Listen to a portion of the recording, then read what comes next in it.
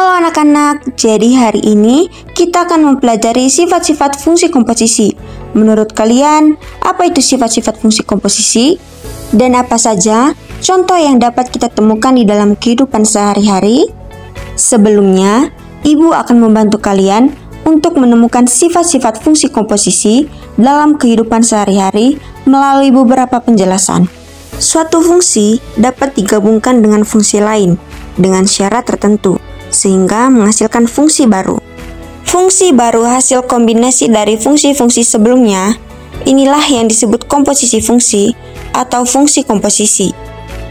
Sifat-sifat fungsi komposisi adalah: yang pertama, tidak berlaku sifat komutatif, di mana f bundaran gx tidak sama dengan g bundaran fx. Yang kedua, berlaku sifat asosiatif. Misalkan, f bundaran g bundaran hx sama dengan f bundaran g bundaran hx. Untuk penjelasan detailnya, mari simak penjelasan berikut.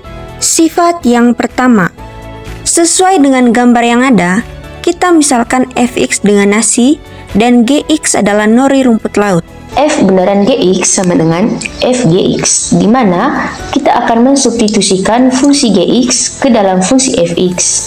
Dalam kasus ini, kita mensubstitusikan nori rumput laut ke dalam nasi, lalu kita proses dengan mencampurkannya, dan jadilah nasi kepal rumput laut. G bundaran Fx sama dengan Gfx, di mana kita akan mensubstitusikan fungsi Fx ke dalam fungsi Gx. Dalam kasus ini, kita akan mensubstitusikan nasi ke dalam rumput laut, lalu kita proses dengan menaruh nasi ke dalam rumput laut, jadilah onigiri. Dari kasus di atas, kita dapat mengetahui salah satu sifat fungsi komposisi adalah tidak berlaku sifat kumulatif.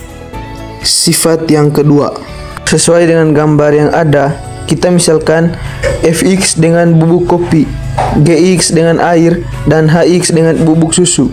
Yang pertama adalah f bundaran g bundaran hx, di mana yang pertama kita kerjakan adalah yang di dalam kurung, yaitu f bundaran gx. Dalam kasus ini, fungsi f bundaran gx dihasilkan dengan mencampurkan air dengan bubuk kopi, sehingga menghasilkan minuman kopi.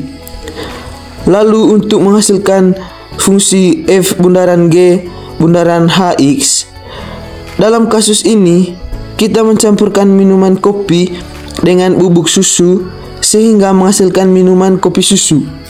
Yang kedua adalah f bundaran dalam kurung g bundaran hx, di mana yang pertama kita kerjakan adalah yang di dalam kurung, yaitu g bundaran hx.